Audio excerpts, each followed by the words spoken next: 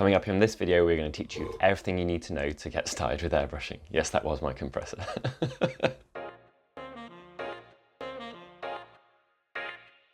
Welcome to a slightly different Artis Opus video. Today we're going to be covering everything you need to be armed with as far as information goes about airbrushing. This is going to be a series and it's going to be a collaborative one, so if we haven't answered something you want answered, please do just let us know in the comments. This video is going to be broken down into parts, as will the rest of the series. Skip anything that you don't care about. If you don't want to know, about the parts of an airbrush specifically or anything, that is absolutely fine. Just skip through it and go to the part that looks like it's the most relevant to you. We will label them all, so if you're like, damn it, I need to know about blockages, then that part will be labeled and you can jump to that, and we'll be doing that all the way throughout the series. I guess number one should be, why use an airbrush? And there are a lot of different answers to this. I'm going to answer this one for myself, and I believe that the answers for myself are the same for pretty much everyone out there. Why do I need an airbrush, or why might I need an airbrush? Not everyone does need an airbrush, not everyone uses one, and plenty of people do a lot of things really well without them. But the reasons that you may consider using one are speed, efficiency, quality, and also enjoyment. I find it really fun. It unlocks some things that I wouldn't have access to otherwise. In particular, airbrushes do one major thing that I think is useful for everyone in the hobby: efficiently putting down a base coat in a color of your choice, even if it's a badly covering paint. Travel back for the oldies out there. Dark Angel's Green, awesome color, pants coverage. You can put that down flawlessly on any surface, and the airbrush just unlocks that. It's magic. That's one of the unique things that an airbrush can do that other stuff can't. And if you don't get the wrong type, you don't get one that's too fancy, you can put pretty much any paint through the airbrush, any color, and get it down on any model. And that is incredibly useful. In the long run, they can actually save money if you start priming with them and stuff like that. But I think they are a quality of life improvement rather than a long-term investment. But my compressor is 15 years old and my airbrushes have been used for thousands of hours, so I don't think, as far as the stuff about them being expensive goes, I think airbrushing can be for anyone and everyone, and you can get quite a lot out of it. Also, it's not as noisy as you think. That's part of the reason for having the compressor on here. A lot of people worry about the noise. It's really not as loud as you think, and there are ways to muffle it without any danger of overheating or anything like that. How does an airbrush work? In answer to that, very simply, so air comes in through the bottom, paint goes in from the top, and then they are mixed together and they are shot out over the needle, and depending on how far you pull the needle back, that will allow more or less paint to escape the nozzle and land on your model, hopefully beautifully and flawlessly and very smoothly. That is it in essence. Now, I use a dual action airbrush. I don't think anyone should touch anything that isn't dual action. They're just not even worth talking about. They are from a past era. Just use a dual action airbrush. What I mean by that is a single action one, the needle going up and down is also the paint coming out or not.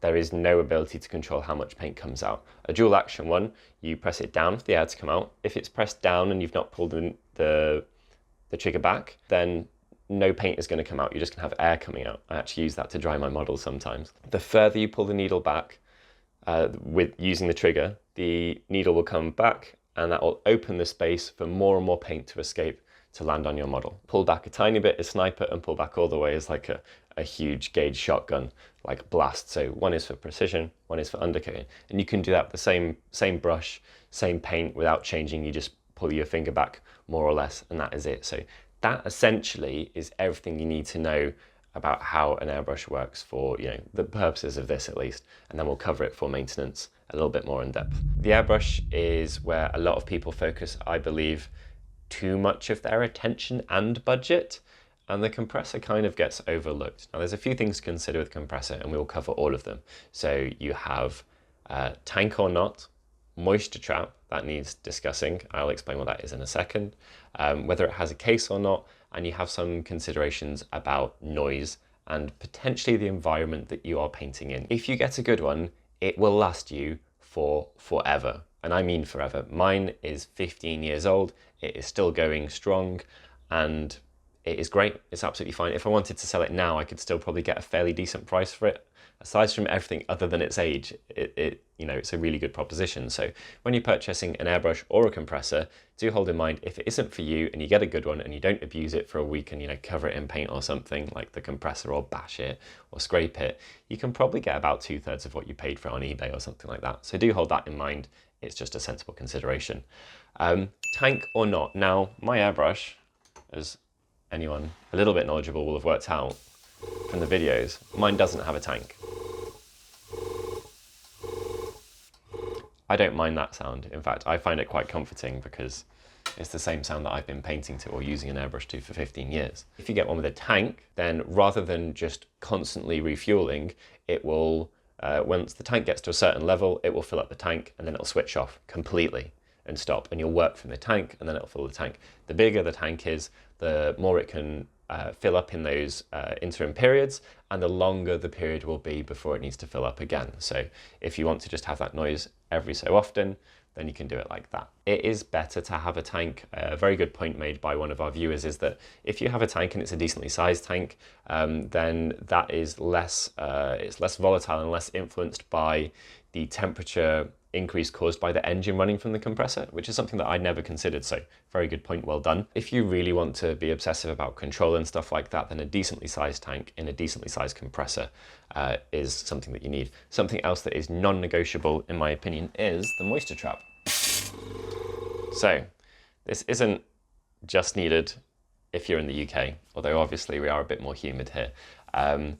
Anything that is in the air around you pulled into your compressor will be put out through your airbrush, and that includes the moisture. So you do not want to be introducing moisture that you didn't choose to your airbrushing mix. Don't need to explain why that's a thing. So a moisture trap is an absolute must.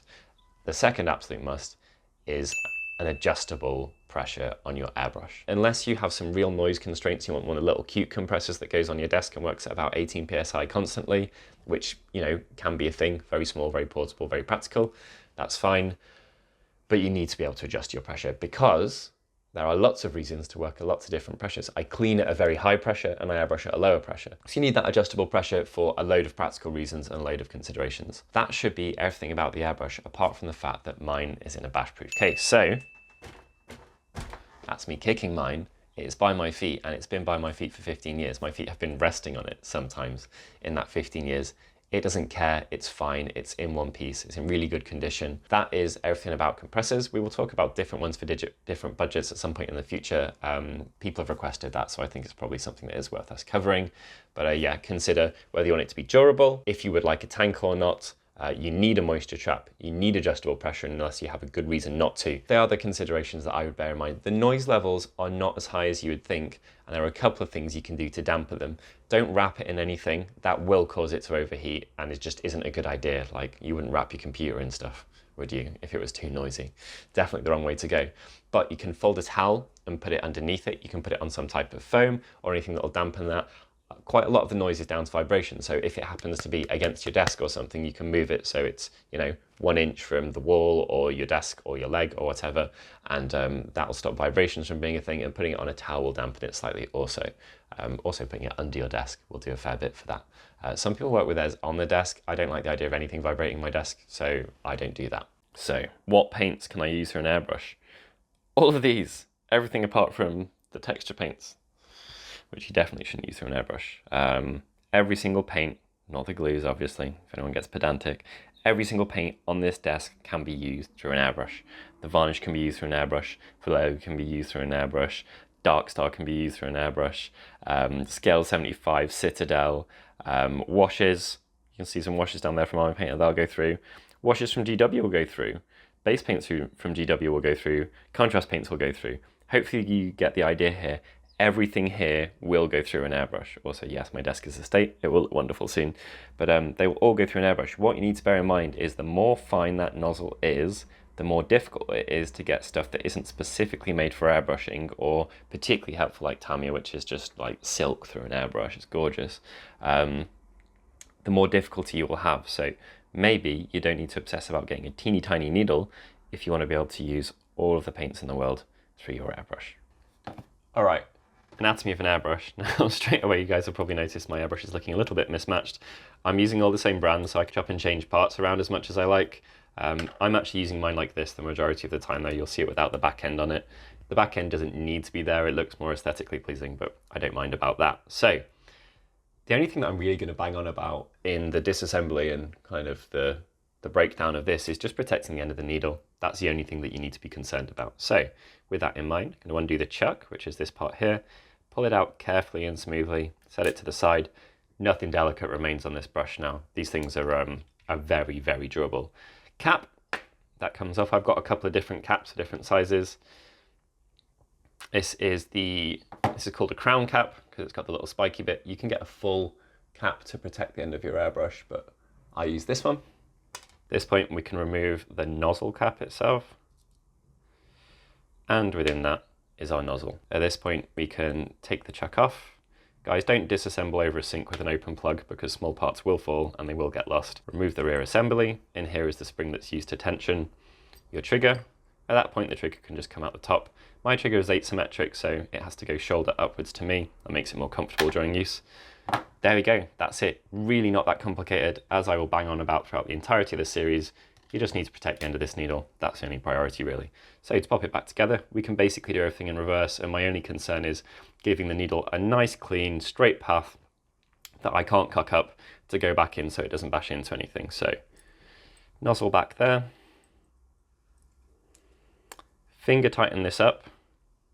You know, it needs to be firm, but not overly firm. There's no benefit to tightening these more than is necessary. Trigger in, make sure it is the correct way around. Shoulder towards me. Back end in. Don't force these, otherwise you could end up cross-threading them, but they are quite tough pieces. So you don't pull it out at this point because there's nothing holding it in there. Now to put this needle back in, I'm going to press down. And that's just make sure the path is clear. You can always check your path with the rear end of your needle, but if you're pressing down, I don't think that is necessary. Place it in, carefully push it through, just in case you do hit any obstacles. You don't want to plow the tip into there. Put it in, twist it forwards, just to make sure it's nicely seated against the nozzle. Chuck on, finger tight. There we go. So you can use a cap or not. When I'm putting it back on, again, all about protecting the needle. Pull the trigger back just to make sure if I'm clumsy that I don't screw it up. Cap on. Rear on if you want it, which most people do. It just seems to be me that enjoys working without one on there. And there we go. So that is it. That is the full anatomy of an airbrush. They are more simple than you would think. And as I will bang on about again and again and again, you just got to look after your tip. All about the tip. All right, so that is it for now. This is an ongoing series, as I've mentioned a couple of times. We've given a rough introduction to things here. We've taken apart our brush, we've put it back together, we've explained how it works in a basic sense. Coming up, we'll go about what to do if you first receive an airbrush. You know, should you go straight to a tank and start airbrushing it? Spoiler, you absolutely shouldn't. Get out some paper and some black paint. We'll go through that, we'll go through some control exercises, and we'll also go with how to hold it, because that's one of the most common things that I see in anyone sitting down for the first time with an airbrush. People use their thumb or some strange stuff. There's some nice ways to hold it, which will be easier on your wrist and aid your control and stuff like that. And we'll also cover the maintenance breakdown, and you know, if you need to lubricate your trigger or things like that. There are a load of things that make a really big difference to how an airbrush feels. So all questions hugely appreciated. Thank you so much for the input on the little short we did on the Instagram post. It's we actually stopped, deleted, went back and recorded again because of the quality of the input and the questions that we received there, and we will continue to do that throughout the series. So I think that's pretty much it. Any questions, welcome. Comments, criticisms, keep them constructive as usual, please. But we will listen to all of them. We will take anything on board if it's relevant. The normal jazz, please like, comment, subscribe, hit that bell notification to be notified when the next episode in this series comes out. Thank you very much for tuning in, and we will catch you then.